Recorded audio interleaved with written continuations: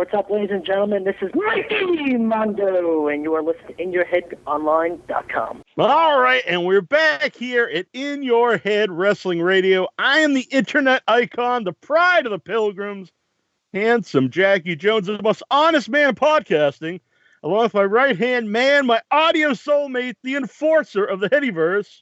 1-inch biceps, the power goat, and I promise I will not hang up tonight.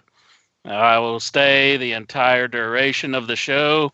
And what else do I got to do? Bah! That's right.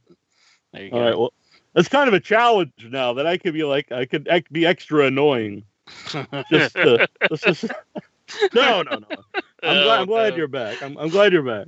And and returning here to In Your Head, his second time, possibly his third time, we have tag team champion. He was number 123 in PW 500 at one point. We have Kenny of the Spirit Squad on the show.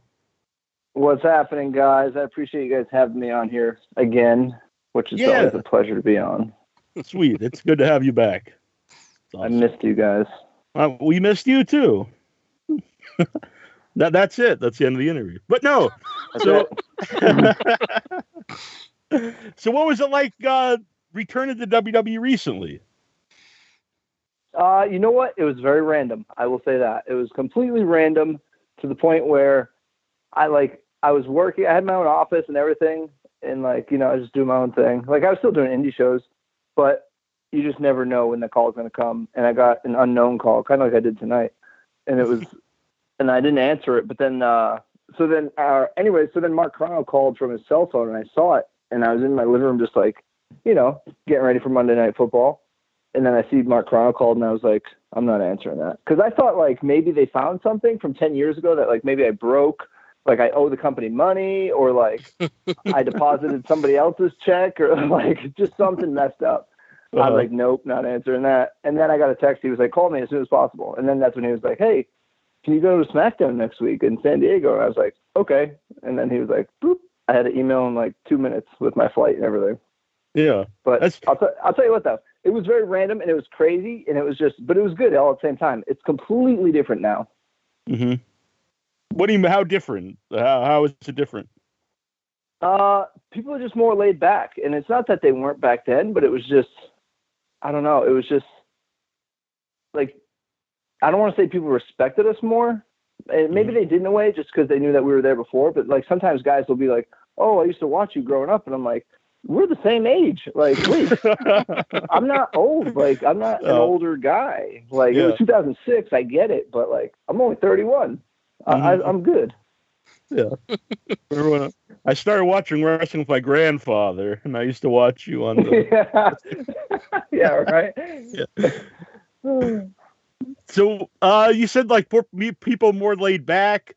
Do you prefer the current locker room? That kind of vibe? Yeah, I mean, either one. I think everything evolves as time goes on. I think that locker room, that style of locker room being laid back, maybe it wouldn't have worked in 2006. In 2006, maybe it wouldn't have worked now. I don't know. It's hard to tell. But it was pretty calm. Everybody was friendly. Everybody was very nice. It was just, even back then, it was still a family atmosphere, but it was just, I don't know, it was just a little different.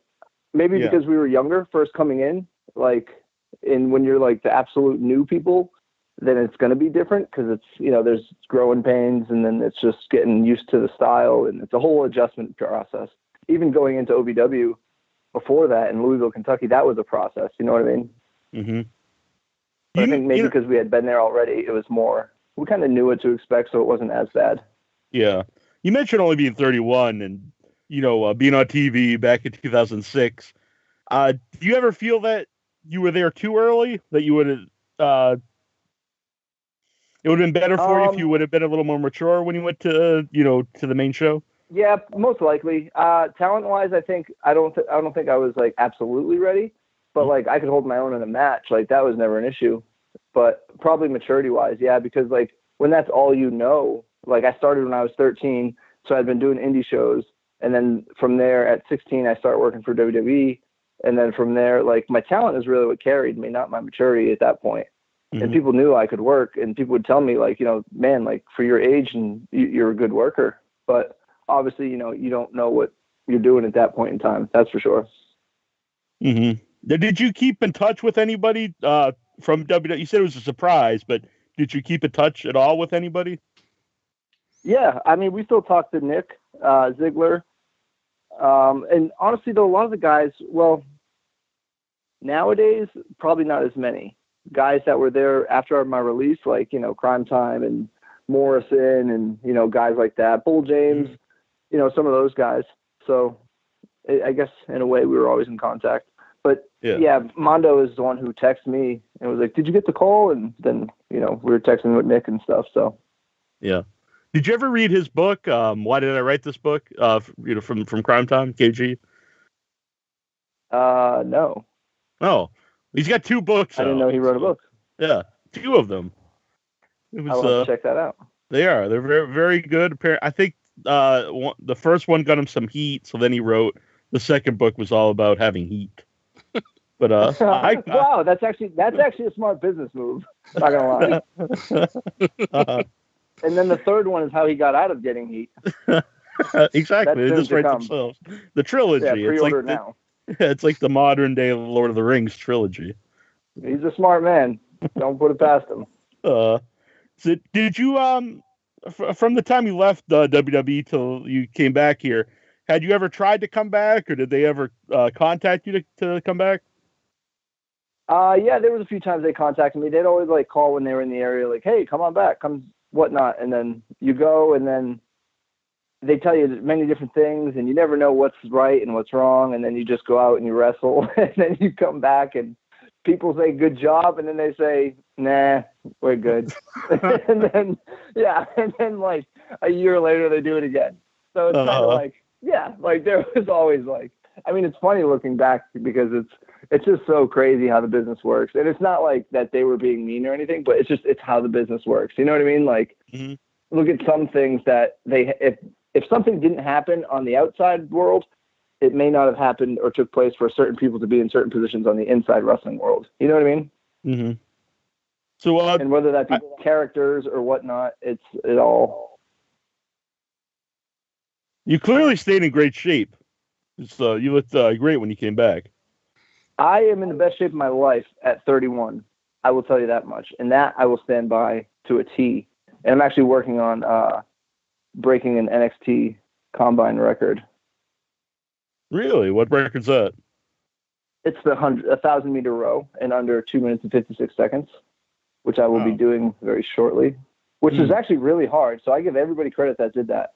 Like, it's not to like put shame to them, but it's just to show, by any means, it's not to put shame to anybody, but it's because, they're great athletic people, but it's just to show like I can still compete with anybody, like, and I will compete with anybody.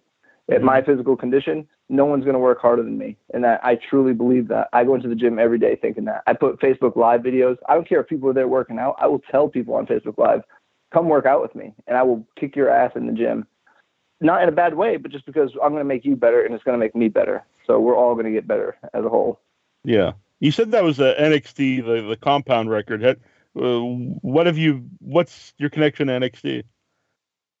I have no connection at all in NXT. All right. But I know that they make a deal out of it and they post it, and it's like people know, like, oh, this is an athletic thing. And it's great that they do that because it's similar to like NFL Combine. You know what I mean? They like think, some of these guys are older, these NFL players. Could they still do the stuff at the NFL Combine that these new guys are doing coming up? Yeah. Right. And granted, that doesn't make a wrestler great or bad in the world of sports entertainment, in the grand scheme of things. Stone Cold may not have been able to do a great 1,000-meter row, but the guy could cut a promo and he's one of the greatest ever. So it doesn't really matter. Right. Or Hulk Hogan or Andre the Giant or whoever. Exactly, yeah. But who were the guys that you liked, that got you into wrestling? Were you more of a guy that you liked the character or the athleticism, or who were the guys that got you excited?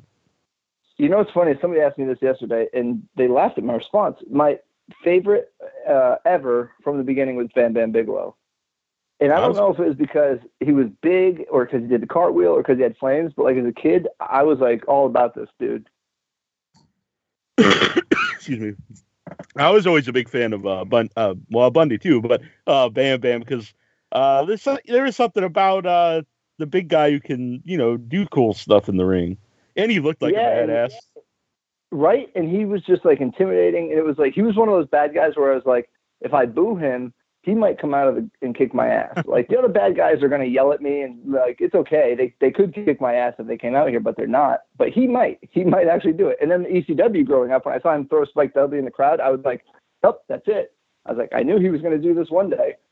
Yeah. Because I was a huge fan of him too. Like, I even saw him real early in his career in Von Erichs. I'm a little older than you, but in World Class.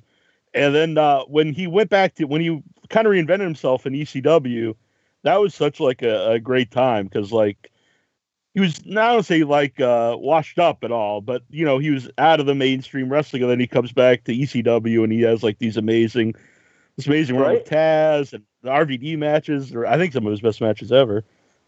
Do you think in his mind he had something to prove? I definitely think so. Right? Like, we as fans know, like, okay, he's a badass, he's good, but like, looking at him in his matches ECW, I always felt like he in his mind was like, I have something to prove and show the world, like, I can go, I still got this. Mm-hmm. And for me, it totally worked. That was what did you think of that time? Seeing him in ECW. I was a huge fan because it brought me right back to when I was a kid. I was like, this is amazing. Like, this is the guy that I absolutely love. And what's crazy is I have Amazon Prime, so I get CWA old Memphis stuff. And this was like the debut of Bam Bam Bigelow. They had him like under this like pillowcase, and like he was dressed like a giant ghost, I guess. And then they pulled the sheet off of him, and then he had one sheet on his head, and you knew it was Bam Bam. I didn't know it was Bam Bam until I'm watching this like a few weeks ago. And I'm like getting ready to go to a cookout, and everyone's texting me like, you're late. And I'm like, wait, I got to see who this is. Like, I didn't want to Google it. Like, I'm still caught in like the 70s here of wrestling, just watching it every week. And then they pulled off, and I was like, oh my God, it's Bam Bam. And then they pulled the hood off, and I marked out even more. And I was like, this is amazing. Yeah. It got me. Then I gotta find out. I don't know if he beats Waller or not, so I'm going to find out next week. No spoilers. Don't spoil it, internet. Yeah, nobody spoil that for me. And then it was awesome when he walked out on Nitro. And he had a good run there, but it wasn't as good as I thought it should have been, really. But to begin with, I think really thought the pencil guy didn't pencil him in too well. Yeah. So, it's interesting though that Bam Bam would be like a guy that you really like, because they're definitely very different than you. Yeah, right. Exactly. Yeah, and that's what I said. I said maybe as a kid I thought I was going to grow up to be bald and fat or something. Like, I don't know. Like, what was wrong with me then? But then obviously, I guess I'm kind of happy I didn't grow up to be bald and fat. My brother did. All right. Well, you still have time. If that's your goal. Yeah, maybe in 10 years I'll come back and do some cartwheels. Yeah, you reinvent yourself. Get the flame tattoos. Hitchman, do you have a question from the Facebook? Our chat room is currently down. I have one from Facebook. James Byron, he wants to know, what was it like working with DX back in the WWE? It was awesome. It was a learning experience because as a kid, I would be like running around my mom's living room as Shawn Michaels and like super kicking people and just doing stuff that he was, as a heel Shawn Michaels. So that was always a big thing. And then as a teenager, that was like Triple H's run. So that was always, it was like, wait, this is DX. Like, this is amazing. And what's crazy is the way that we found out was WrestleMania 22, I think, when Shawn fought Vince and we did like the interference thing. So, like, you go over the match leading up to the big pay-per-view going up the week before, you're at the hotel and they have like a ring and you go through it. So they had us go for the Vince and Shawn segment. And then Shawn's like, oh, when I get to the top of the ladder, he goes, I'll do the crotch chop. And we all like popped. We're like, oh, yeah, that's awesome. And he's like, shh, be quiet. And we're like, okay. But like, it didn't make sense then. But then like later in the match, in the pay-per-view, Triple H ended up doing it. And we were like, holy shit, dude. It's like the DX is coming back. We're like, that's going to be so cool. And like, we're the Spirit Squad behind the scenes, like, just, I wonder what they're going to be doing. Like, and then the next night they gave us the tag titles and like, you're going to work DX. And we're like, wait, we're working DX? Like, okay. So like, oh yeah. And then like every night we'd be like, all right, I have to take the super kick tonight and you take the pedigree. And they're like, no, I want to take the super kick. Like, it was just different. It was like kids just having fun with their, idols. That's what it was like. Yeah. Did you realize how big that was at the time? Like DX and McMahon and Ric Flair. We did, because like on the pay-per-view commercials, we'd see us, and like they were like, you guys got to come do all this audio stuff for these different radio stations and different stuff. And that's when we realized, like, okay, they're really pushing us. And then, but Sean would always take us to the side too. And he taught us a lot about wrestling in general, and like working with him on house shows, you know, and there's a way to have a main event. Like the main event is a different match than other matches on the card, and you have to build to that.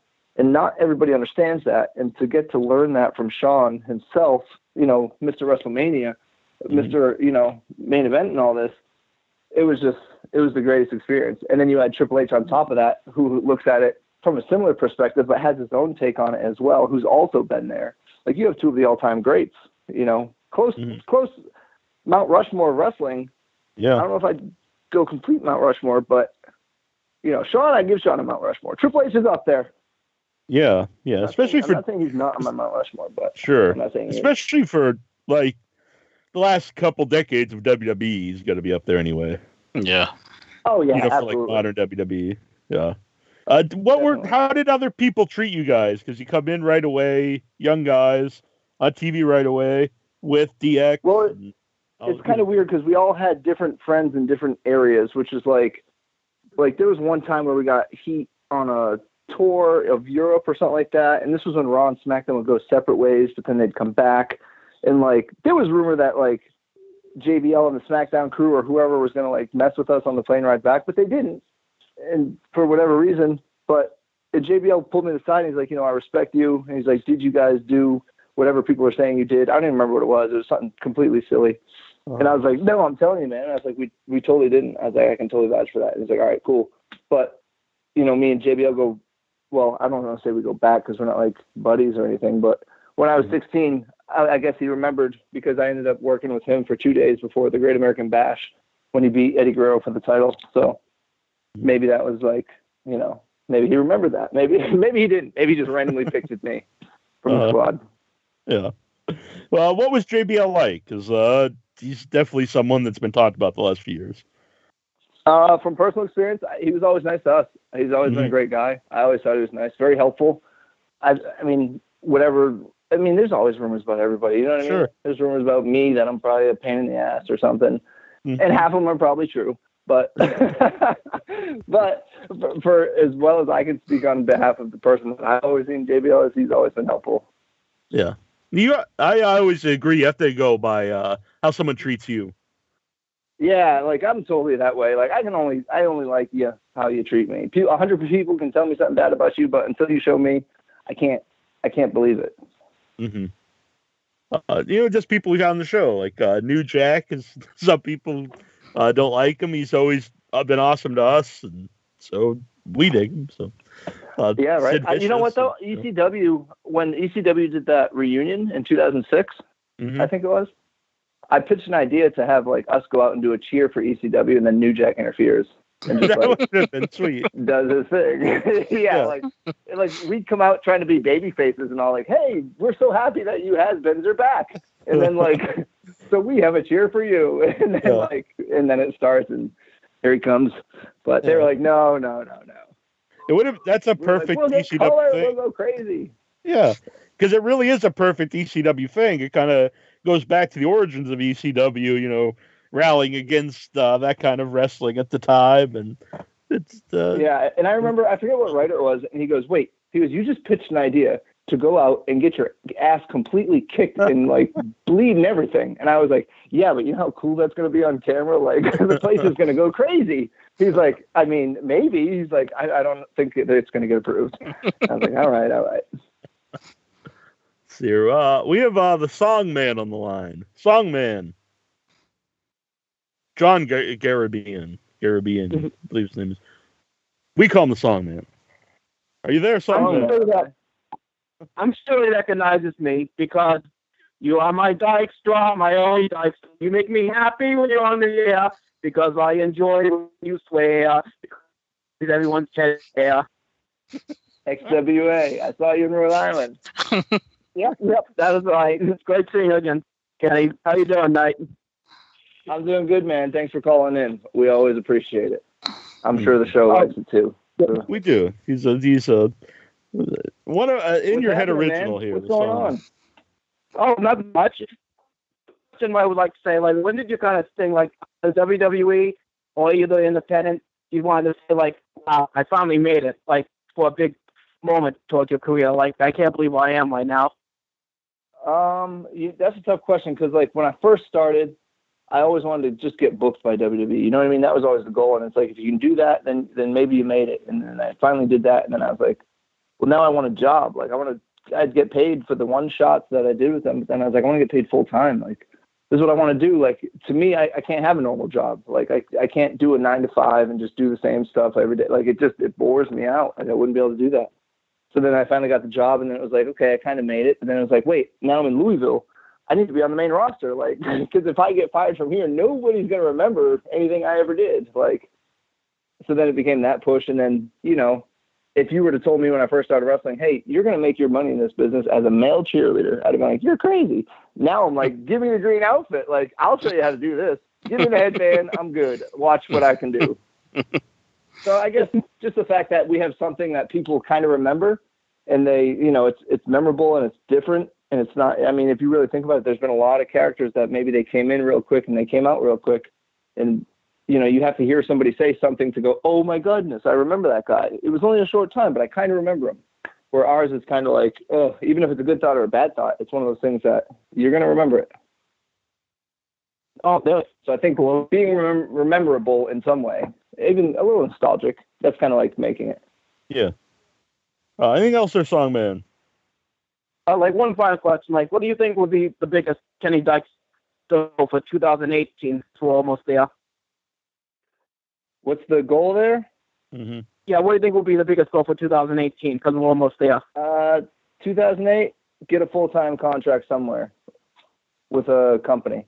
And there's a lot of companies out there, so hopefully one of them. We'll see. You never know. We're optimistic. I'm optimistic. So if it doesn't happen in 2017, it wasn't meant to be. It'll come in 2018, but it doesn't mean I'm going to quit. All right, good talking to you again, Kenny. I hope to see you again next buddy. soon. Take care. Definitely, buddy. Keep going to the shows. We love to see you there. Keep singing for us. Oh, definitely. We love it. Be good. Thank you, buddy. Thanks for calling in, Songman. He's a good guy. He's really nice. He checked on me after my XWA show when I hurt my shoulder. Oh, that's very nice of him. He invited me to his birthday, his family birthday party for him coming up in Rhode Island. It's very cool. How old is he? He's turning 30. The big 3-0. Okay. Oh, snap. Big 3-0 from Songman. Exactly. HBK, I got another question from Facebook. I had a question of my own. Would you be interested in GFW any? GFW.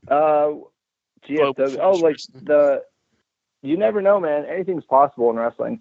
And I think that's the thing too from a wrestler. It's like we never look at we look at the business of it, but at the same point, if we can get out there and do what we love to do, we'll do it wherever. We'll do it for anybody. I mean, right now we have a good thing going with House of Hardcore, and that's a lot of fun. That is so fun. It reminds me a lot of the old ECW in a way. Not that I was there, but just the vibe and the feeling of working in that arena and the other places, and just, you know, the feel of the crowds. It's a legit thing, man. So if you ever get a chance to go to House of Hardcore show, definitely go, because we will be main eventing and we will be stealing the show every night there. Did you ever go to the original ECW, the shows themselves?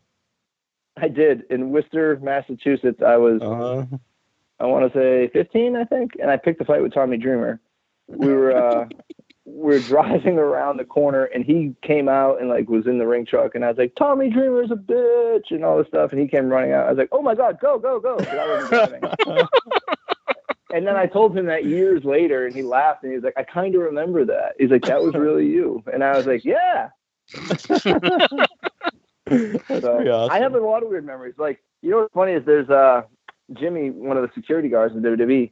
Every time they came to Worcester, I would always sneak backstage. So I found this one door, and the first time ever I went through, and then it was a little tiny office, and then there's nobody there. And you go through the next door, and there's a security guard there. So I went through the next door, and I stopped for a half a second, and the guy goes, get out. And I was like, damn, he got me.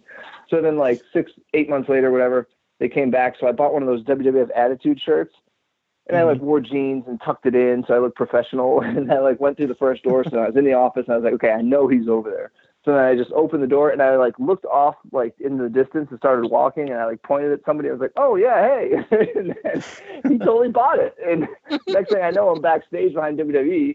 And then like I bumped into the Hardy Boys and Jericho and I was just, hey guys, I'm a big fan and all this stuff. And then security was like, kid, get out. So every time I would do that same bit. So when I finally got signed, he was like, hey, are you on the list this time? And I was like, I really am. He's like, okay. He's like, I'll kick you out again if I have to. I was like, no, I really am. I said, I'm not that crazy. Like, I'm here. They're letting me this time. That's pretty awesome. This is kind of a silly question. It's nothing to do with wrestling, but it's about Worcester.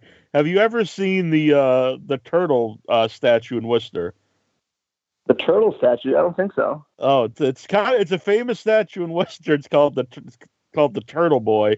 And supposedly it's off some famous guy lived in Worcester and he grew up riding a turtle when he's a kid.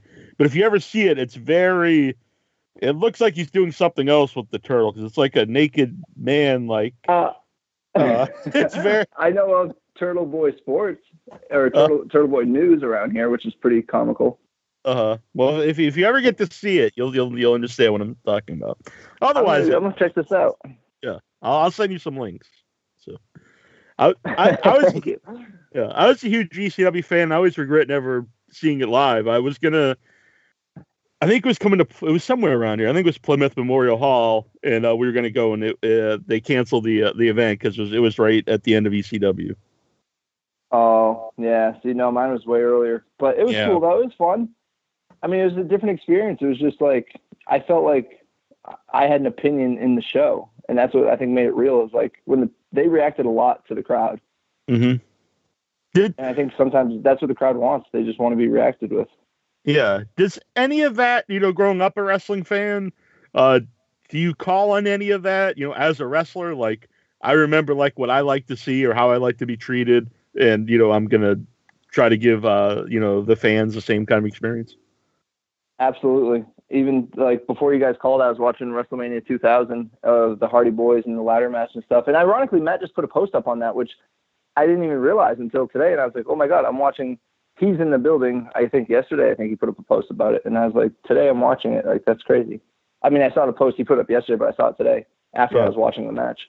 But I call on stuff that I remember. Like, why did I like that? What was it about that I really, really liked, and how can I take the magic of what made me like it and capture with today's fans? And it's not doing the same thing, but it's how do they tell that story? Because, we could watch, and I tell people this a lot, you watch, when we were kids, WrestleMania, 6, Warrior and Hogan?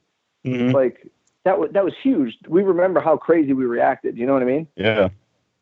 But does anybody remember that Ultimate Warrior beat him by hitting the ropes and hitting a splash?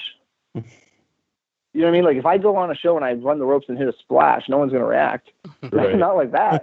So, like, I have to backtrack even more in, like, what was it that they did, the psychology of the match. It's not the moves, because I can run and hit a splash, trust me. But no one's reacting that way. I'm not selling out arenas with a splash.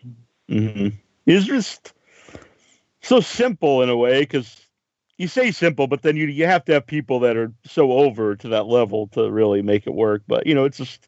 It is. These two top guys. It's like I do studies, like case studies on this, because, like, after wrestling, I did a lot of schooling and stuff, so I look at things totally differently. So one of my recent little studies that I did was Stone Cold Steve Austin, and it was from the moment he won the King of the Ring in '96, and then I watched every single Raw after that, and I just fast forward to his segment, and I wanted to see how did they build him and turn him, like, because it's a writing process, but they had to be careful with it because it was like white hot, but if you go white hot and you write it a little bit the wrong direction, that flame can lose its power. They had to capture that flame and just make it grow. And it was like, there were some nights where I'm watching it and I'm going, oh my goodness, I remember that as a kid. And I remember going to bed thinking, like, I don't know why I like Stone Cold Steve Austin, but I kind of like him now. Like, why do I not like Bret Hart? And like, Bret Hart was really like a launch pad, like that really catapulted Steve Austin and like WrestleMania 13 is a great example, because that's like that one match where Stone Cold's a heel and Bret's a babyface. But by the end of the match, Bret becomes the top heel and Austin becomes like a red hot babyface. Like, how did they, and that's in WrestleMania. Like, that's not even like a build up. That's in one match. These two managed to make that magic work just by the way they sell, the way they do things, the build up, everything. And Austin becomes the number one baby face by losing. Right? Exactly. Yeah. And there you go. There's a good example to wrestlers out there. You want to be a babyface? Sell. Just sell. It works wonders if you just sell. It's just, what I think always works so well with Austin Turn is they didn't really change him. It's just almost like he's still the same Stone Cold that people started to get behind as the bad guy's the heel. But now he's facing other heels, as opposed to all of a sudden he didn't come out and just start smiling and, act totally different, because then he's not the same guy that people got behind. Absolutely, yeah, because what really made it work was he kept his style. He stayed true to his form. And there's ways that you would work if you're a babyface or as if you're a heel. Like, I might sell differently one way or the other. But Austin, he just kind of like stayed true to form and carried that with him. And the fans, he essentially turned the fans. The fans never turned him babyface. He just turned the fans to like him. Yeah, yeah. And I know some people said he wasn't as good a technical wrestler then as he was during Stunning Steve and stuff, but that style totally worked better for Stone Cold, the brawling style. It wouldn't make sense if he's out there doing like chain wrestling. He was a good wrestler. Yeah. I know, but I don't think it was like he lost anything. It was he changed the style to fit the character, because that's kind of what you want. Oh yeah, exactly. Yeah. I mean, here's the thing.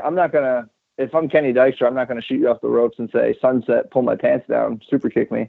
But if I'm the Spirit Squad, I will. Yeah. I'm totally calling stuff like that. Itchman, another question? I just want to know if Kenny heard Lenny Dykstra on the Howard Stern show. It was a few months back. No, how was it? Was he good? It was good. Yeah, it was good stuff. He was wanting to do various things to Robin, and it was a good time. I do like Howard Stern. I'm a big fan of his. I should go back and listen to that. Yeah. He's on Sirius Radio, so it's like I don't want to pay a subscription for a radio. Huh. A lot of it pops up on YouTube. I was about to say maybe various ways around that. I'm sure that's what I'll have to do. I'll wait a week. I'll be a week behind. Kind of like my Bam Bam Bigelow, Jerry Lawler feud. Yeah, I think that's a little more than a week. But let's see. We got Kyle Skynet. He wants to know, what was the poop made out of that they dumped on you guys? It was like a mix of dog food and like Snickers bars and like, although I feel like Big Show really did something in it only because we had pranked him like 2 weeks prior to that and he was still hot about it.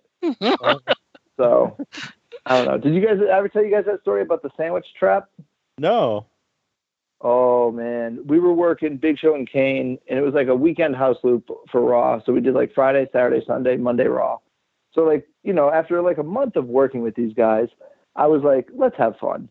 So we go out and, Johnny, Mikey, and Nick are doing the cheer, and me and Mitch are setting up this microphone cord that we got from the ring truck. And I was like, in the back, I was like, Mitch, you're from Texas. I was like, you can make a trap, like a lasso, right? And he's like, yeah, absolutely, man. He's like, let's go get the cord. So we did. And Big Show was sleeping in the back to the point where we'd like wake him up like, hey, Show, like, we're next. Are you ready? Like, we're going to go out there. Our music's about to play. So, you got to go wake up the giant and you got to work him. So he doesn't know what we're doing because he's still probably waking up. So we're making lasso. And then I took like a Subway sandwich and I showed the whole crowd it. And I was like, look what I have. And then like we put it in the middle of the ring. And then Kane comes down and he like stops and he doesn't get in the ring. And he's like just looking like, what is going on in there? And then I remember Kyoto was like, oh, you guys are dead. He's like, wait till Show comes out. You guys are dead. And we're like, shut up. Like, you're making us like rethink this whole plan here. So then Show comes out and he sees the sandwich and he's like, oh, very funny. But what he doesn't see is the lasso that he just stepped into in the middle of the ring. Like, and this was spread out like under the bottom rope. So you thought it was a microphone cord. But then he throws the sandwich at us, and it goes everywhere, and all five of us just start pulling the cord as fast as we can, laughing. And it hooks his ankles, and he, like, falls and hits the ropes like Rey Mysterio. And then, like, he's, like, kicking his legs, getting this rope off of him. And the crowd is dying laughing, but we didn't know what to do because we're like, wait, we never thought, like, what do we do if we catch him? Like, because now he's really mad. So he chased us around the ring a good, like, 5 minutes to the point where he was sweating and he was, like, exhausted. And this was, like, heavy Big Show at the time, not, like, super fit Big Show that you see now. Yeah. Like, this was big, heavy Big Show. And Kane was just in the middle of the ring watching us. He's like, all right, guys, come on. Like, we got to, like, we're going over on our time limit here. So then he just beat the crap out of us the whole match. That was pretty much, it was like belly chops and like these crazy chops and beals that you'd float in the air for a few minutes. It was crazy. Oh, yeah. But then the end of the match, we all had to feed in for choke slams. All 5 of us just lined up for Kane, and Show's like, somebody better come to me now. So we started pushing each other into him like, no, you go. That's pretty awesome. But we got a lot of heat. The next day we got the John Laurinaitis. Guys, you can't be doing that stuff. You know better. He's a veteran. Oh man, is that something that would happen often at all? Like ribs in the ring? Yeah, like the Highlanders, we would bring like bingo dabbers and mark Rory's bald head, or like try to rip their kilts off, or Crime Time. Shad did this, but he would, Shad always had to make the comeback. You know what I mean? Being the taller of the two, he's the big dude, but he would like cut his shirt so that way he could like grab it by the chest and rip it off like Superman would, I suppose. Mm-hmm. So like I was like, I'll be on the tag too, so I'll be the first one that you hit. So the first time he closed on me, I just grabbed his shirt and took it with me. And he was like, "Oh no, you didn't!"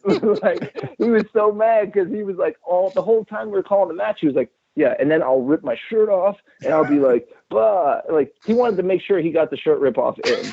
So I took it from him. I had to take it away. I was like, "Nope."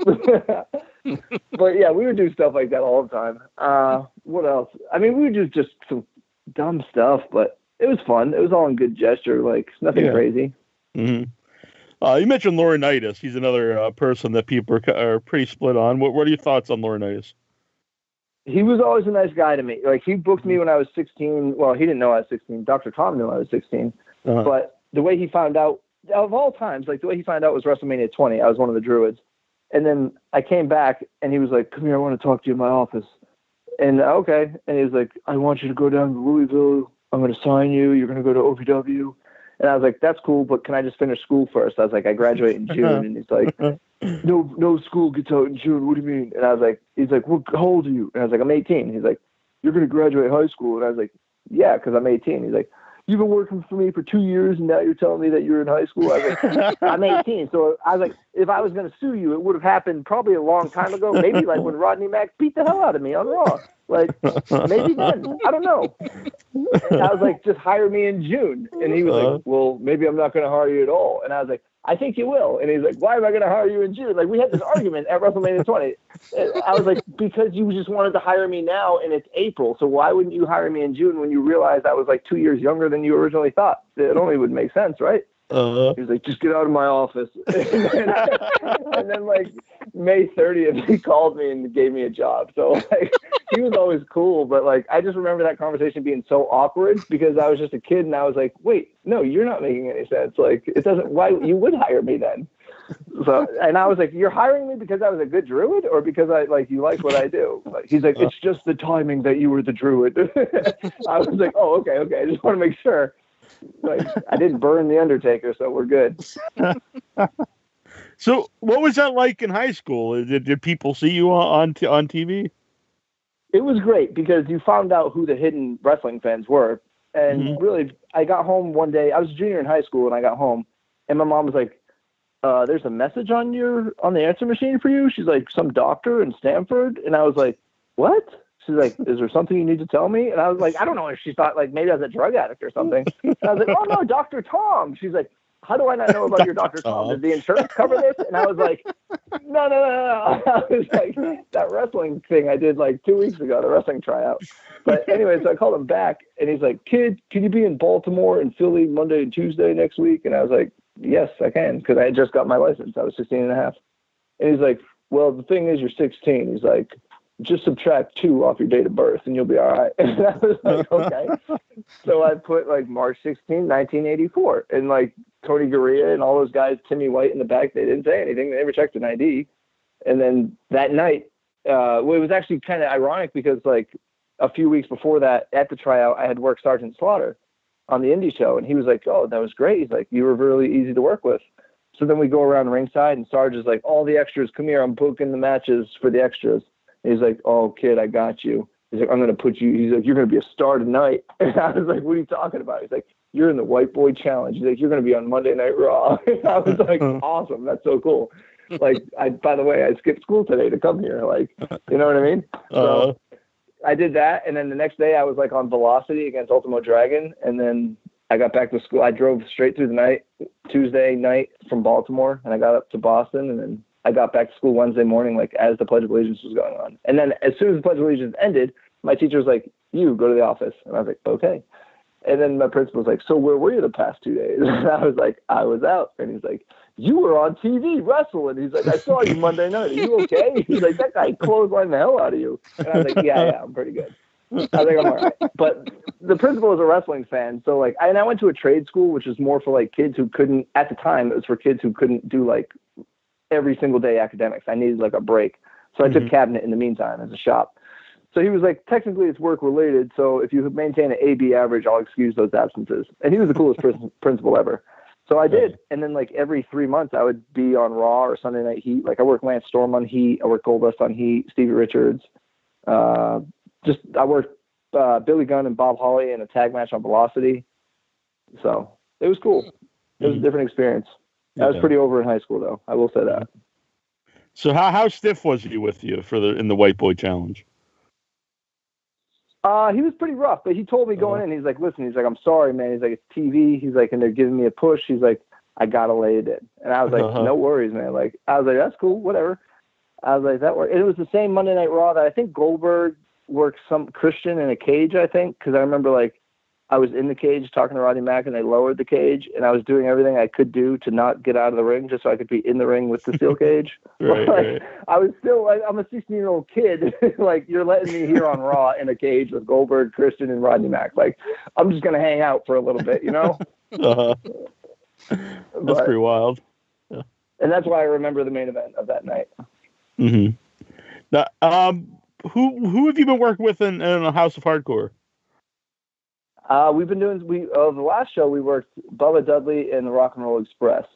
Oh, that's awesome. So that was fun. Mondo got put through a table. The time before that we interfered on the Hardy Boys versus Bubba and Tommy Dreamer, and I got through the table. But we work different people all the time. There's different tag teams that they give us. I'm trying to get us to work M&M. I want to work Mercury and Nitro at the ECW Arena. Mm-hmm. That's what I'd like to do. But there's no politics and there's no BS and there's just wrestling. Mm-hmm. Because it's House of Hardcore. Yeah. What was it like to be in the ring with the Rock and Roll Express? It was fun.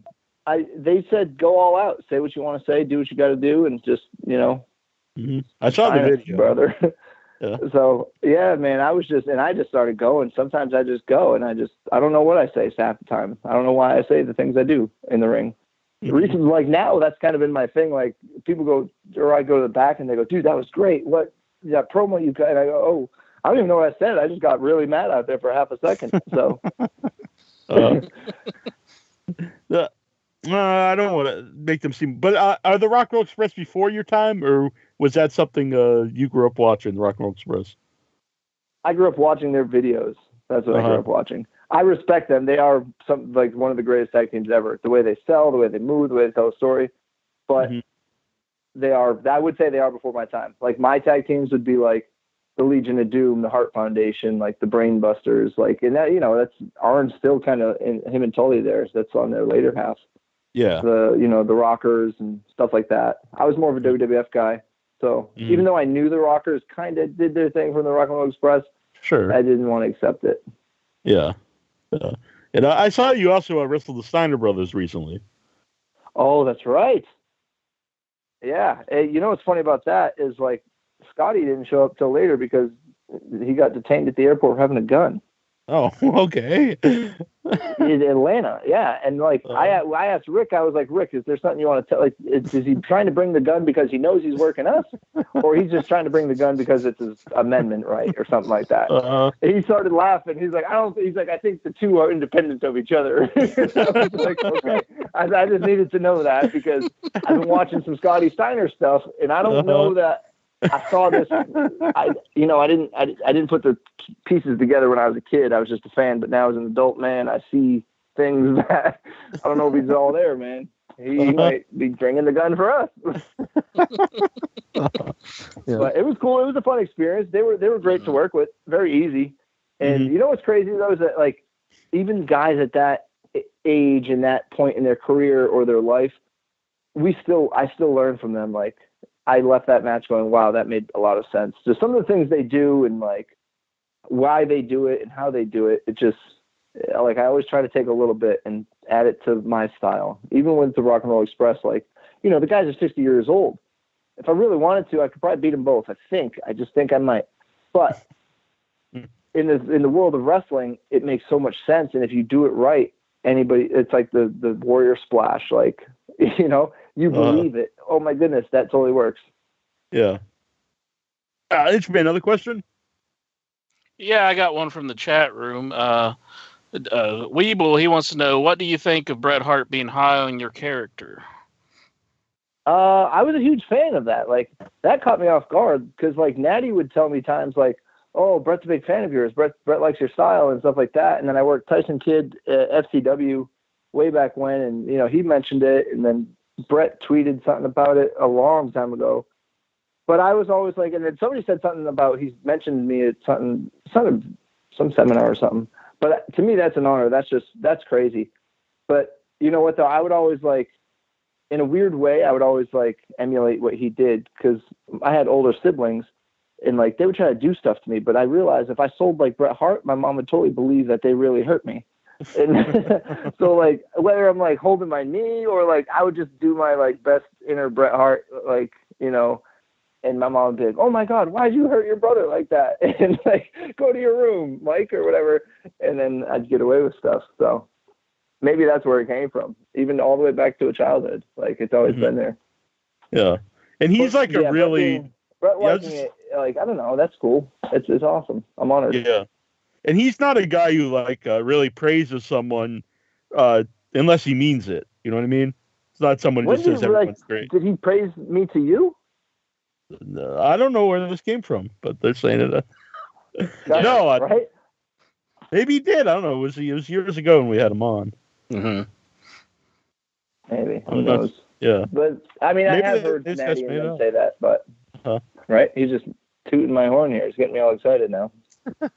Yeah, Kenny's gonna Google it afterwards and find out where. No, I'm really not. I'm just gonna wait. I'd rather him tell me. Yeah, I'm just kidding. I'm asking the chat room person where to come from. I'll update you if he tells us. Right now we got to validate our sources from this guy. Yeah, we're not saying you're lying by all means. We're just saying. Yeah. What do you think about another team that kind of has people split too is the Young Bucks, and you've done some stuff with them, or maybe only one match with them. I don't know. But what do you think of the Young Bucks? We worked them at Ring of Honor, and then we worked them twice in Australia for the House of Hardcore tour. So I mean, the way I see it, it's really like we could make a 4-game comeback and win this 7-game series. I don't know. But for the 3 matches that we've had with them, they're very talented individuals. I will say that they're great guys. They're very like. It was easy to talk about matches with them, and it's like, I don't know. I think what they're doing is great. I think it's great for the independent scene. It's great for professional wrestling in general to show people like, because I mean, I think what a lot of wrestlers don't understand is that we are a business. Like I am Ken Doane, you know what I mean? Like, and the person that I portray, Kenny as the Squad, is a business. That's a character. And you need many of these little businesses to form a show. They've took their business and they have, they've taken their merchandise to a new level. They've taken their everything. They utilize a lot of stuff, their YouTube channel, and if people look at that, that's marketing. The same company, Apple, they have products, they have merchandise, they have a YouTube channel, they have, you know what I mean? Like they have all this. In WWE, you may not be allowed to do some of that stuff. Like if I was a WWE, I may or may not, I don't know because I'm not a contractor, I haven't been in a while, but I may or may not be able to have my own YouTube channel or design my own shirts or have my own shirt store or just so much stuff. You know what I mean? Mm-hmm. Where they've really took the company aspect of it and made that shine. Yeah, I think, like exactly we said there, even whatever you think of them as wrestlers, some older people don't like their style, whatever. But for people I know they were on TNA for a while, but for really, it's never been on like mainstream television to have built such a name and have so much merchandise. I think that's, like you said, it's something great for wrestling because it kind of, I think, really kickstarted other wrestlers having their own merchandise because their stuff did so well. Absolutely. And when you talk about their wrestling style, they can do all that stuff, but would that really fit who the Young Bucks have evolved into nowadays? You know what I mean? Sure. Mm-hmm. It's kind of like Stone Cold Steve Austin. Like the Ringmaster wouldn't have been a great wrestler under the moniker of Stone Cold Steve Austin. Mm-hmm.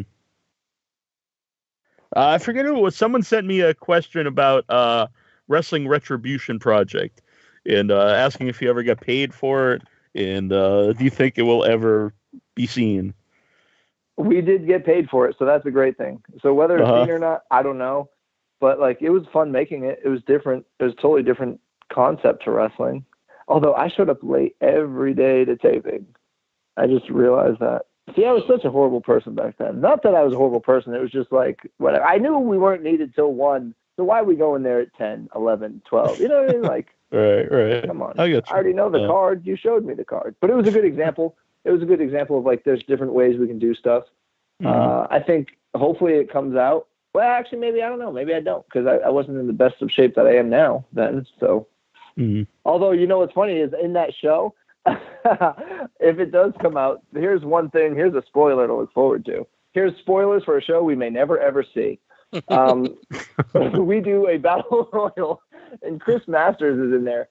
So just being the prankster that I am, I give him a semi half Nelson or it's not a full half Nelson, but I just have my arm under his and I'm touching his top shoulder now. And I'm just throwing some shots with my right arm from the other hand. And I'm just slowly setting him up for the master lock. And then out of nowhere, I totally grip the master lock and I just hold it. And I'm like, you son of a bitch. And he's like, oh no, you didn't. And he just starts it was getting on a bull. He just started whoo, whoo. Everybody in the battle royal was like, what are you doing? Chris, relax. And he's just throwing me around. And I'm holding on as tight as I can. And then you hear Lance Storm off to the side just die laughing because he's one of the producers. And the fake crowd that's supposed to cheer at, when commanded, the command guy didn't know what to do. So it was dead silence because they had no idea. They were all extras. They're not real wrestling fans. And here's Chris Masters in the master lock just jumping around in the ring you son of a bitch. It was so good. I was crying. I was laughing so hard. Everybody in the Battle Royal started laughing, but they kept filming. So, well, what's that like to perform in front of a paid audience? It's not really actually wrestling fans. It becomes a rib because then you try to mess with the guy that tells them when to cheer and boo because then you do stuff to offset his style and you go, right. What's he going to do now? Is he going to cheer me or is he going to make them boo me? You start changing up certain spots. But as long as you get to the spots that they want you to hit, then you're fine. It's such a crazy business. Yeah. If you didn't do that, though, do you think would it just kind of lose something, performing? Oh, absolutely. Yeah. When I was a kid, I used to love battle royals. And then my first battle royal, I saw people getting armed with handcuffs and markers and I'm like, what is everybody doing? And they're like, oh, we got a battle royal. And I'm like, okay. And then we get out there and people are writing on each other and handcuffing each other to other people and stuff that you would never see when you watch it on TV. And now sometimes I go back and I watch old Royal Rumbles and I'm like, oh, right there he was messing with him. I caught it. I didn't notice that as a kid, but I got it now. Yeah, that's pretty awesome actually. Now that makes me want to go and watch some old Battle Royals, see if I notice anything. Oh yeah. No, yeah.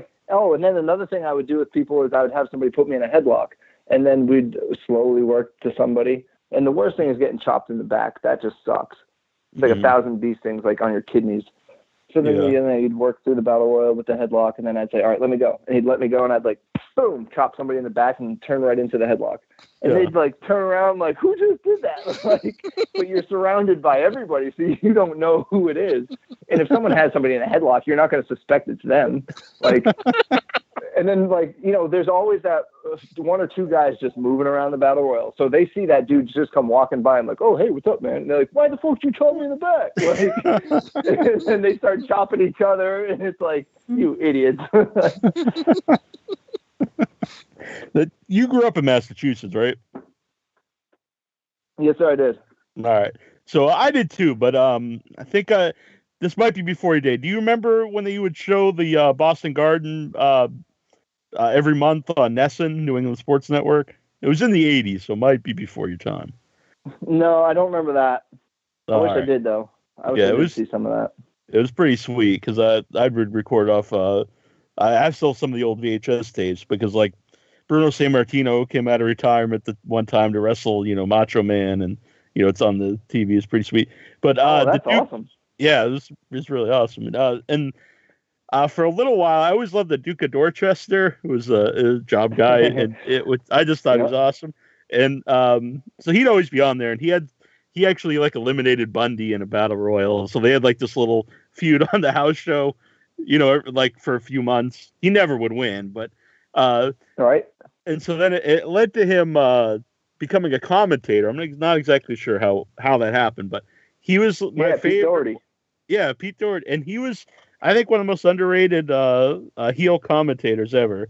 He was just the man. And did you ever have any run-ins with the Duke of Dorchester? I believe I've met him quite a few times at many different signings. But, you know, as these guys get older, it's harder for me to recognize them sometimes. Yeah. Because if I never remembered them or saw them as a kid, it's hard. Like, I was a big fan of Bastion Booger, and I remember meeting him one time, and I was like, oh, my goodness, it's the Bastion Booger. But I wasn't sure if it was him, and I didn't want to be wrong, because then you run up to a fan, and you're like, hey, you're the Bastion Booger! And then I'm a bigger ass than they thought I was before. Right. You got to be right on those things. Yeah. But I do remember, like, the Duke of Dorchester, like, he was a big thing, like, when I was a kid. People would always talk about him. Like, some of my uncles knew that I was a wrestling fan, and they didn't know much. They were like, because they didn't watch it, but they knew Hulk Hogan, they knew Andre, and they knew the Duke of Dorchester. And I remember, like, those are the three that they always knew. Yeah. Intro will attest to this. I was very excited when I finally got the Duke of Dorchester, Pete Doherty, on the show. Yes. He was a guy I grew up watching. Have you gotten Danny Davis? Yeah, and Danny Davis. That was awesome to get on the show. Very happy with that. He's from around here, too. Yeah.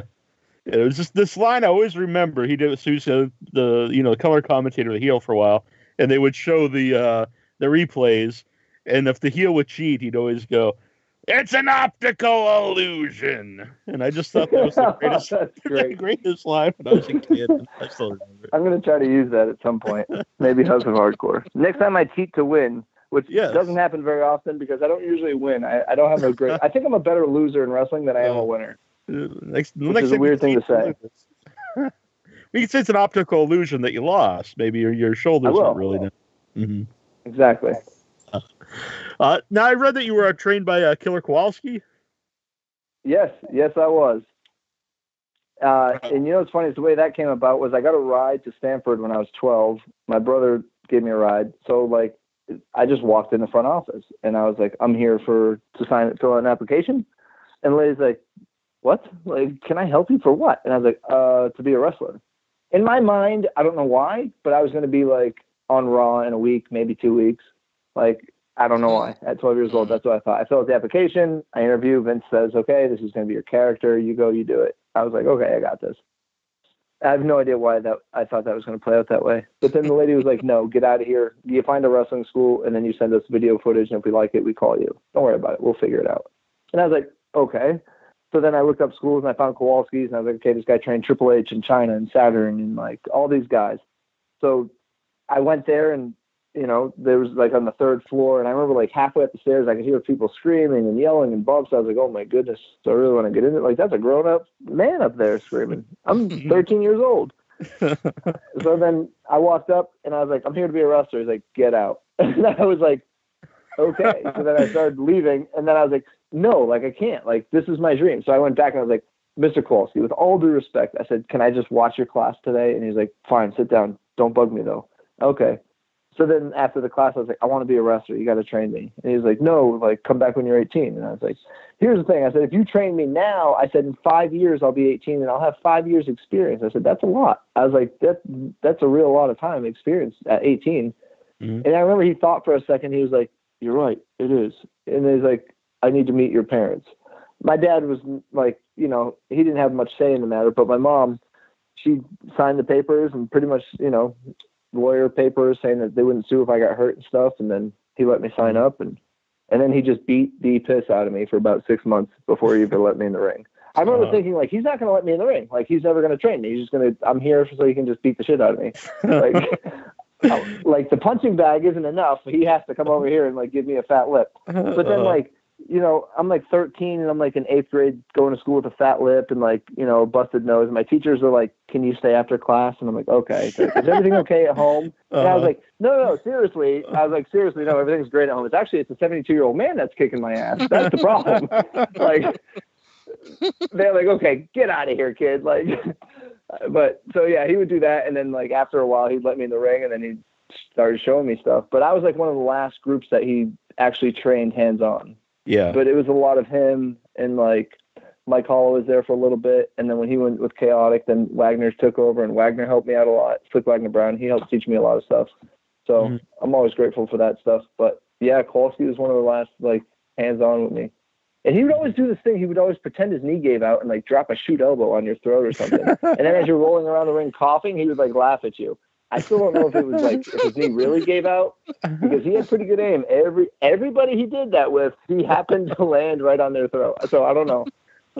That's pretty sweet. So, was your mom a wrestling fan? She's very supportive of you wanting to be a wrestler. She was just, I think she saw how much I was into it that she almost had to be a wrestling fan, but she wasn't like, she wouldn't watch it. It wasn't like something she needed to watch. She knew by me telling her nonstop every day what was going to, like what I thought was going to happen and what happened and like who turned on who and like, yeah. So she knew, but I don't think she ever cared to know. Had I not been around, she would have been watching it. So. Were there any family members who were wrestling fans? Like how did you start watching it? My brother would always watch it like here and there, but I don't know that he was like a huge wrestling fan. And my earliest memory though was like Bam Bam working Hulk Hogan. And I remember, you know, thinking like, why is everybody cheering for this guy? Like the big guy is actually the really cool guy. Like I didn't understand it at first, like, cause I would always watch the crowd and stuff. And I was like, that doesn't make sense. They're cheering for this guy ripping off his shirt. This fat guy is covered in flames doing cartwheels. Why are they not cheering him?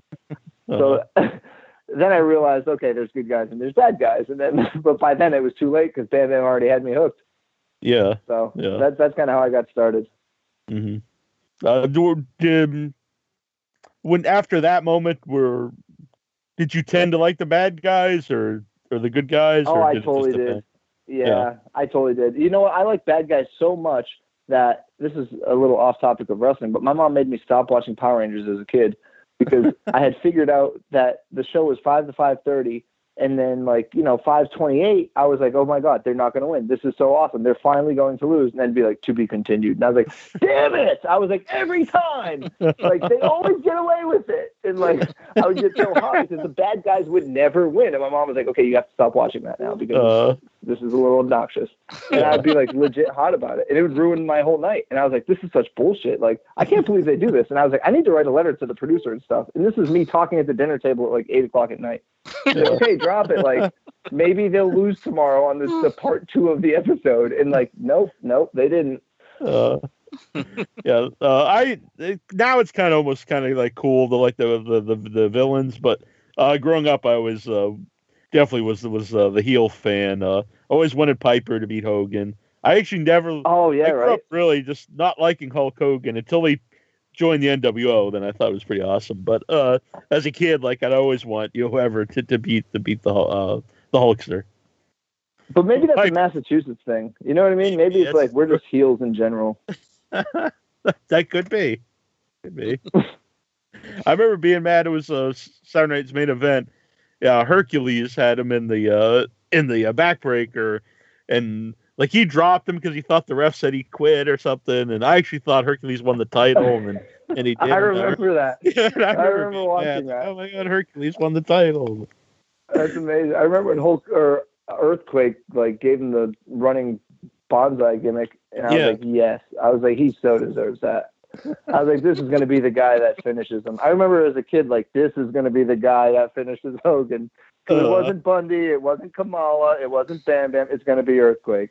Yeah, and it's weird because now when Hogan makes his little comeback, it hasn't been for a while, but over the last 10 years when he'd make the comeback every now and then I would enjoy it because it was just like this guy like transported from another era coming out, and it's like this is and then it was fun. But growing up, like I always wanted Hogan to lose. Yeah, see, I'm the same way. Like I've met Hogan a few times, and I was totally like, wow, this is awesome. Like this is so cool. But yeah, it's very nostalgic now. But at the time, yeah, I was like, no, this can't happen. So, when you came back to WWE as a Spirit Squad with Mikey, did that give like a new life to your team? Because it seems like you guys have been doing a lot since then. Yeah, it really did. It kind of did, and I think it was just like we knew more now, obviously, than we did before, and we knew more of how to play the game more than we did before.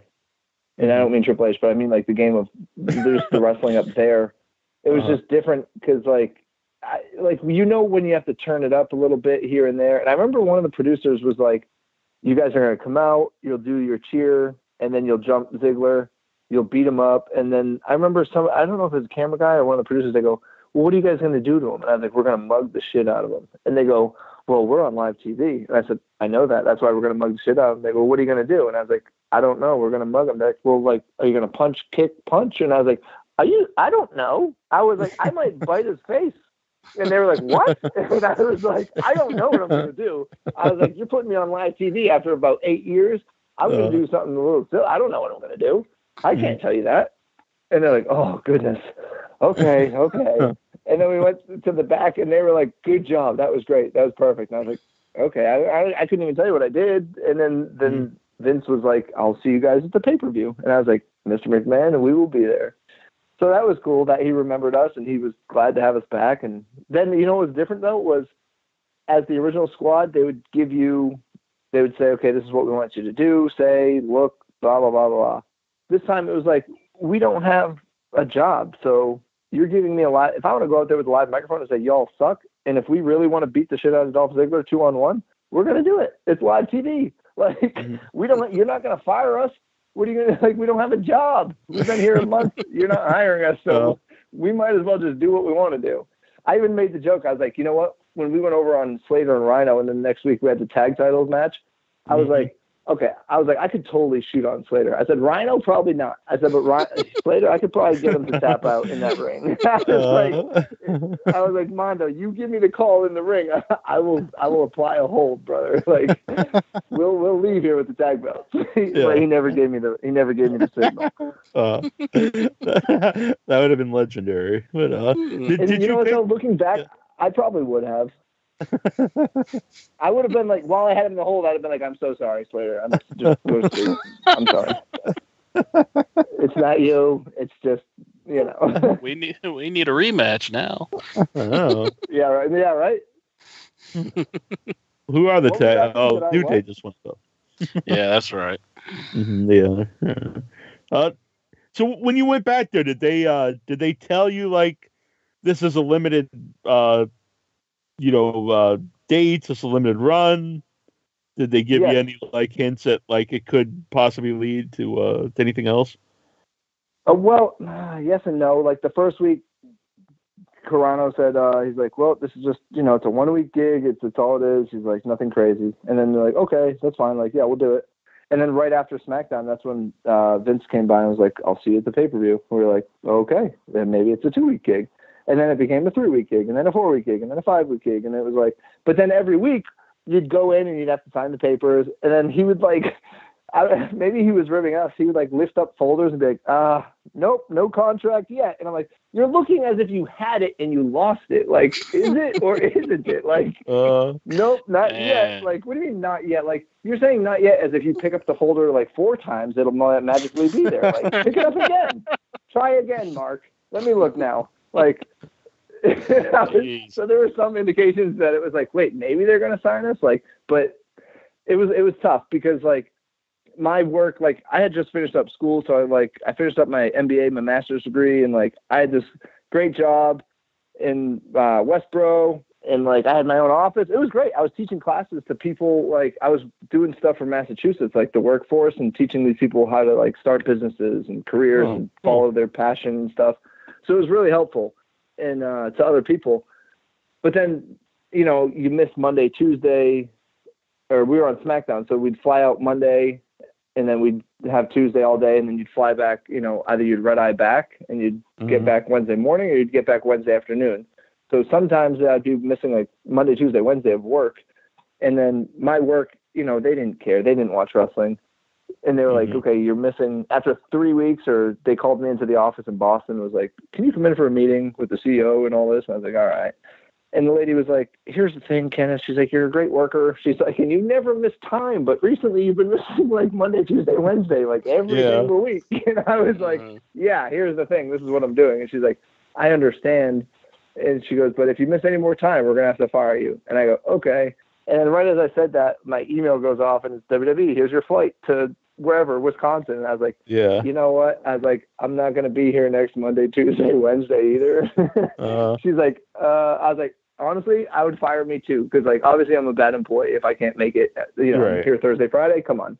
Like I would have fired me too. But at the same point, I'm teaching these people, you know what, when you have an opportunity to chase your dream, just go for it. Just try it. So I'm not going to like back out on the shit that I'm teaching people when I get that opportunity. Yeah. So then, you know, whatever. Yeah. So I ended up getting fired, but it's fine. So that's why it was like each week we'd go back. It was like, maybe we'll get the contract, and it never magically appeared under one of the folders. So, and then like, I remember we talked to Laurinaitis about it, and I was like, Johnny, like, is there longevity here? Like, is there something that could come out of this? Because, you know, I ended up losing my job out of this. And he was like, oh, man, that sucks. And I was like, yeah, it really does. I was like, it kind of does, because I don't know what we're doing. So it wasn't that. And I always say, like, I never 100% fully enjoyed that return run last year, only because we never knew when it was going to be over. You know, any week could be the last week. And it was just like you wanted to enjoy it as much as you could, but you didn't know if you were getting a call the next week. And you wouldn't know until you got home. And then like maybe Wednesday, maybe Thursday, they let you know. For a little while, you were on the WWE.com under like the roster on the SmackDown. Yeah, I noticed that too. They, you know what though? They had us go there. They're like, we need to do new pictures. We need to do new this, new that. Like scan you for this and that and all this stuff. And I was like, they did every single thing that you could possibly do without getting a job. That's for damn sure. They even put us over on the tag team champs in a non-title match. You know what I mean? Like, and then they put us over in a 6-man tag, us and Miz versus them and Ziggler. Like, they gave us live mic, like all that stuff.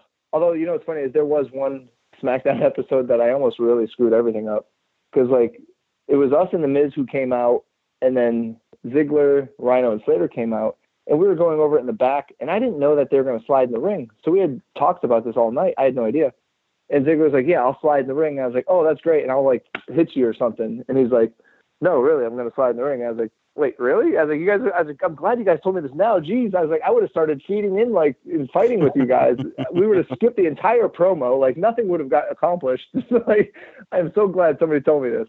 But nobody had told me all night. So, just like, and here's the thing. Maybe it's a rib on, maybe that's another rib on me, people not telling me stuff, because when we worked Flair and Piper on Cyber Sunday, I didn't know that you can't body slam Roddy Piper. Nobody told me this. And I was like, body slam. And he was like, yeah, right. And I just picked, and I was like, you are so fucking heavy, man. Like, come on. And everyone's like, what are you doing? And I was like, what? They're like, you're not supposed to slam Piper. And I was like, nobody told me that. Like, I didn't know. And he's laying on the ground going, what the fuck, kid? And I was like, you should have told me. Why didn't you tell me?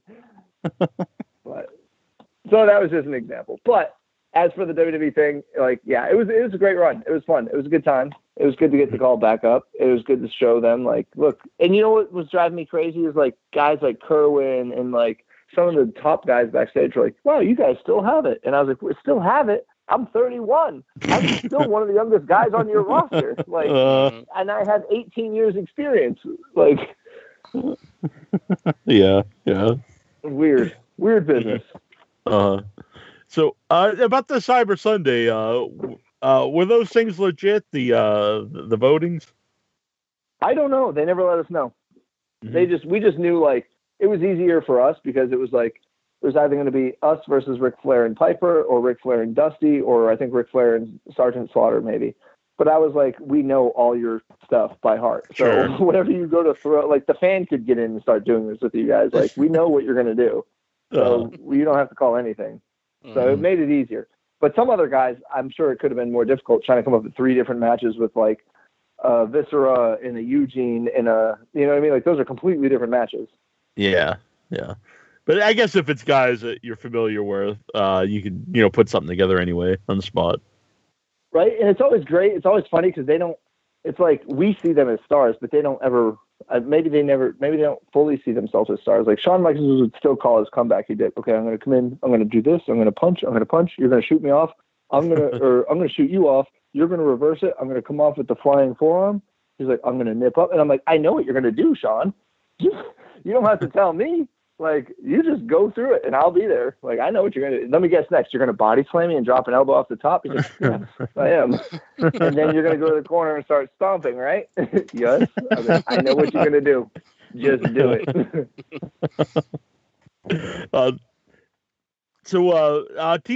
Did you team with Mikey before the comeback recently, or is that something you started to do since then? No, we really did it even after the fact. Even once I got released, like, we started doing some tag stuff, and we've been doing it a lot. We just have really good chemistry together, and I think that really plays off well. One of our better of our matches, if YouTube Spirit Squad House of Hardcore, it's us versus the Young Bucks. See, you can YouTube that as well, even that before you watch Howard Stern. But that was a really good match, and we just have a lot of really good chemistry together, and it's stuff that people may not have gotten to see too much.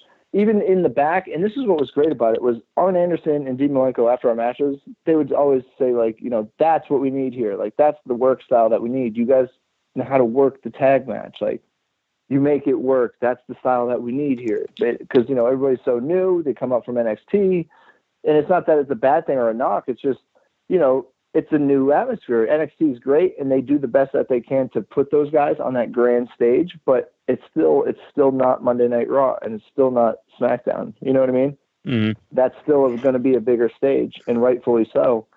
So when you're there, it's totally different. And I remember one match we had with American Alpha, and then Vince was like, I need you guys out of the ring because at 9:00, I want Miz and Maurice walking down there. Because at 9:00, when these guys are switching through the channel and they see somebody like Maurice walking down, they're going to stop and watch. Wait, let me watch this for another second. You know what I mean?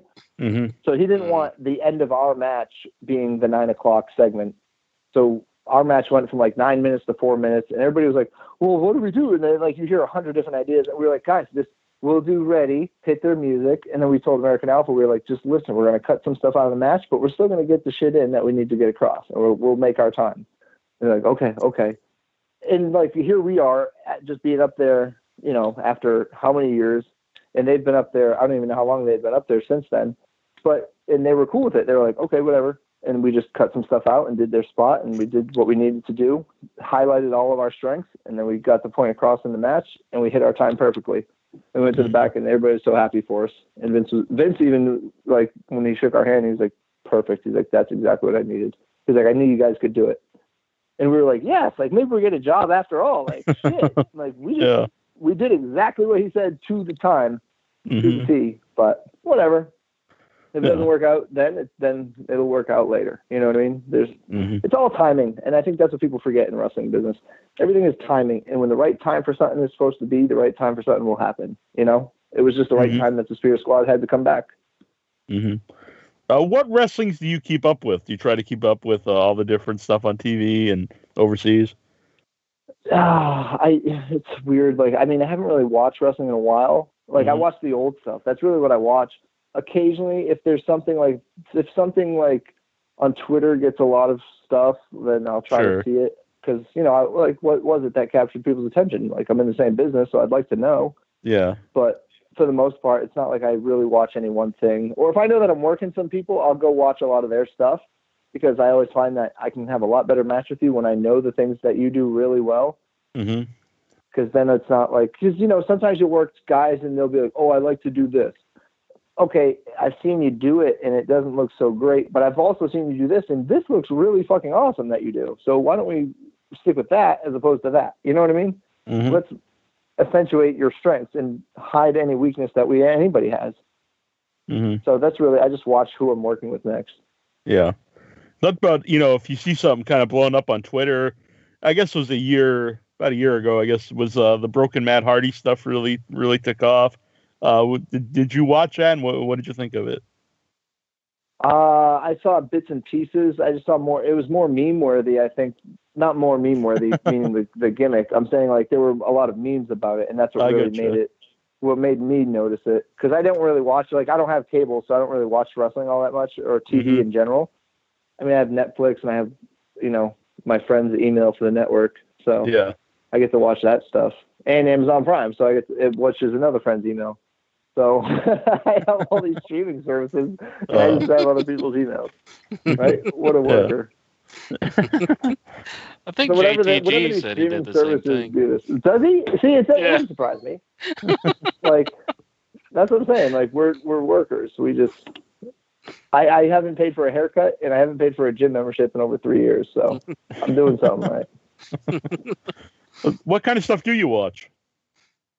I'm watching Narcos right now, but, you know, I have, like, ADD, so something will happen, I'll turn away, and then I feel like I just missed the whole plot or a sentence, because I have to read this whole story. So that's tough.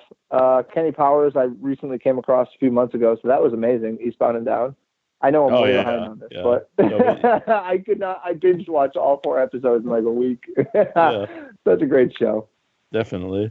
But that, yeah, I mean, I watch all different stuff. Like right now, I was watching WrestleMania 2000, but I think I'm going to go back and watch some old Starrcades. I don't know why I'm like hooked on the WCW pay-per-views. I have no idea. Maybe, yeah, they were good. They weren't bad. And then I found that I was a fan of Mike Sanders. Yeah.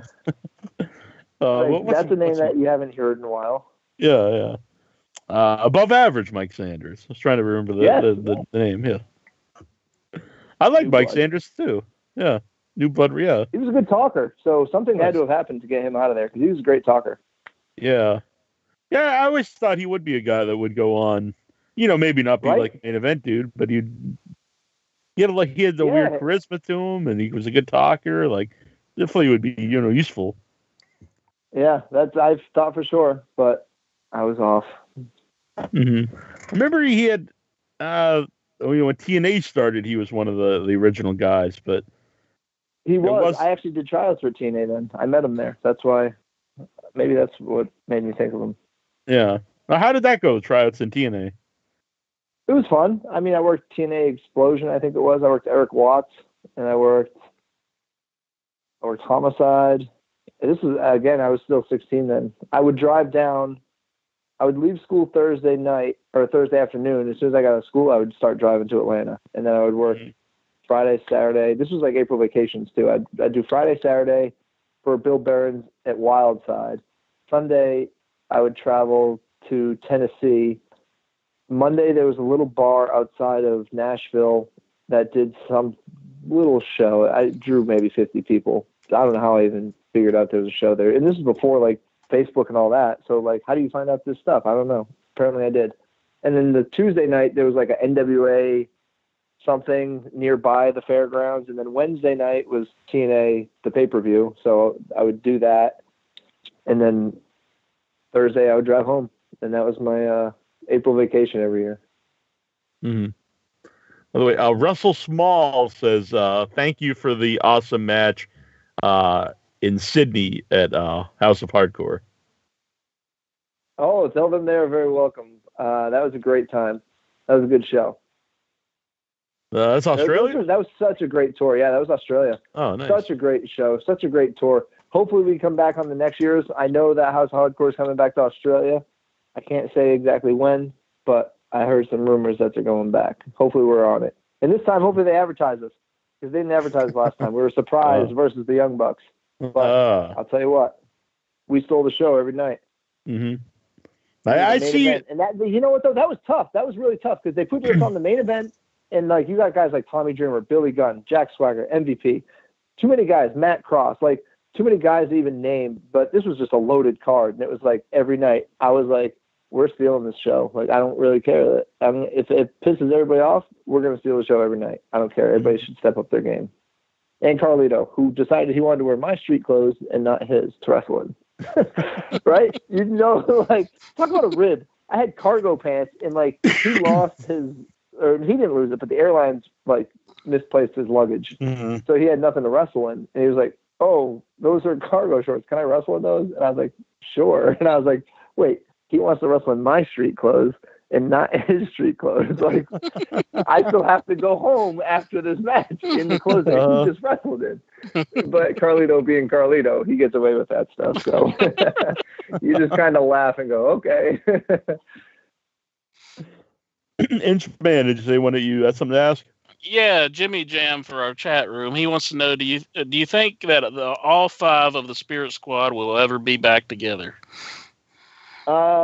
I don't know. It's hard to say. Never say never, right? Like me, Mondo, and Jeter did the Chikara 6-man tag thing a while back, and then I mean, someone asked me today if Ziggler was going to be back in the squad, and I was like, "What are you talking about?" And they said. So I started reading up on it, and I guess he's doing this gimmick where he's like doing different things, like different gimmicks. Mm-hmm. And I was like, "Oh, I don't know. Like if he is, they haven't told me." He's doing like different intros, like he did the Ultimate Warrior tonight and Bailey's intro, and yeah. Oh, he did Bailey's? Yeah, he did Bailey's. That's good. It's different. Yeah. He's a hugger. Oh, that's a good one. He's fun, man. He's a talented guy. Hopefully they do something big with him. I mean, they always do something semi-big with him, but like I feel like they never gave him like the, you know what I mean? Mm-hmm. Yeah, it's always like the start of something, but it never. Yeah, it's like I just let him do it. Like he can do it, so just let him do it. You know? Yeah. I think though one time they did was when he was on Raw there for a while when he was with AJ and Sheamus kicked him in the head. Yeah, then he got the concussion, and then it kind of ended because he was world champ there for a little while. That seemed like he got the really Goldberg Bret Hart thing. Yeah. Career ended by a mule kick. Too bad. So, how can people follow you or find out how to book you? I go through Twitter and Instagram a lot at Ken Doane, KENNDOANE. But that's usually the best way to follow me. I mean, my Twitter is more for like my smart ass comments and like random thoughts. But my Instagram is more like my fitness, and then my Facebook's more like reposting the shows that I'm on coming up and stuff like that. But I mean, even if people want to book me, there's easy ways to get in contact with me through there. It's not hard to find me. I'm a pretty easygoing guy. Yeah. Well, very cool. Well, it's awesome to have you back, and love to do it again sometime. Heck yeah, man. Guess what? In maybe 2-3 years, maybe we'll do it again, and I'll be on WWE full time as a champion. All right, sounds good. I'll remember that. If you me too. We'll definitely take you up then. It's like get the champ on. Exactly, right? And maybe who knows? I may have to kayfabe call in like I did the show before. I'll have to get it approved. We'll just say we just have some random guy on the show. He's very. Yeah, I'll say, hey, Mark, can I do that podcast show again? And he'll be looking under his folder. Not yet. But I appreciate you guys having me, though. Definitely. Yeah, definitely. Cool. Thanks, man. And continued success. All right, guys. Same to you. And I hope you have more memorable moments on your show. Thank you. I hope so as well. And I'm glad Intra didn't hang up. It's good week. Right? That's what I was thinking the whole time. How could I hang up during Kenny? That's very true. Thanks, guys. Appreciate it. Have a great night. And, continued success. Thanks, man. Bye. Take care. This is Shawn Michaels, former WWE Superstars, and you're listening to InYourHeadOnline.com.